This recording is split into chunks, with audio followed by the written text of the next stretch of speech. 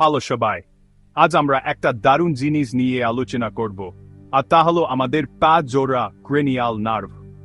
কখনো ভেবে দেখেছো তোমার মস্তিষ্ক কিভাবে তোমার শরীরের সাথে যোগাযোগ করে? তাহলে শক্তায় বসো, কারণ এটা খুবই মজার একটা বিষয়। প্রথমেই আসছে অলফ্যাক্টরি নার্ভ। এটা হলো ঘ্রাণের নার্ভ। এটা তোমার নাক থেকে সিগন্যাল সরাসরি মস্তিষ্কে পাঠায়। বেশ মজার, তাই না? এরপর অপটিক নার্ভ। এটা তোমার দেখার ক্ষমতার জন্য দায়ী। এটা তোমার চোখ থেকে তথ্য মস্তিষ্কে নিয়ে আয়, যার ফলে তুমি পৃথিবীটাকে দেখতে পাও। এবার আসি অকুলোমোটর নার্ভ। এটা তোমার চোখের প্রায় সব ধরনের নাড়াচাড়া নিয়ন্ত্রণ করে, এমনকি তোমার চোখের মনির আকারও নিয়ন্ত্রণ করে। ভাবো তোমার মাথার ভেতরে একটা ছোট্ট পুতুল, নাচের পুতুল অয়লা আছে। ট্রাকলিয়ার নার্ভ এর একটাই কাজ, তোমাকে নিচের দিকে এবং ভেতরের দিকে তাকাতে সাহায্য করা। ছোট ভূমিকা কিন্তু বড় প্রভাব, এবং তোমাকে চিবোতে সাহায্য করে।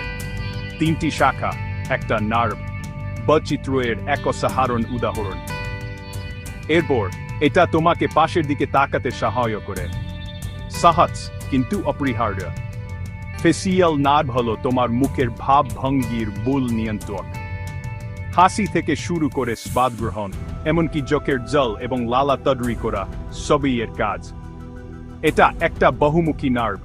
শ্রবণ এবং ভারসাম্যের জন্য তোমার আছে ভেস্টিবুলোকোকুলিয়ার নার্ভ। এটা তোমাকে সোজা হয়ে দাঁড়াতে সাহায্য করে এবং তোমার প্রিয় গান শুনতে সাহায্য করে।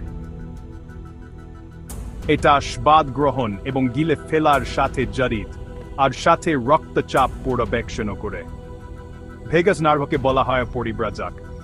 এটা গিলে ফেলা, কথা বলা, এমনকি তোমার হৃৎপিণ্ড এবং হজম প্রক্রিয়া নিয়ন্ত্রণ করে। সত্যই সবচেয়ে গুরুত্বপূর্ণ নার্ভ অ্যাক্সেসরি নার্ভ। এটা তোমার মাথা এবং কাঁধ নাড়াতে সাহায্য করে। শেষ পর্যন্ত হাইপোগ্লোসাল নার্ভ। এটা তোমার জোড়া ক্রেনিয়াল নার্ভ। প্রতিটি তোমার শরীরের সঠিক কার্যকারিতার জন্য গুরুত্বপূর্ণ ভূমিকা পালন করে। আরও জানার চেষ্টা করো এবং তোমার শরীরের আশ্চর্যজগৎ খুঁজে বের করো। পরের বার দেখা হবে।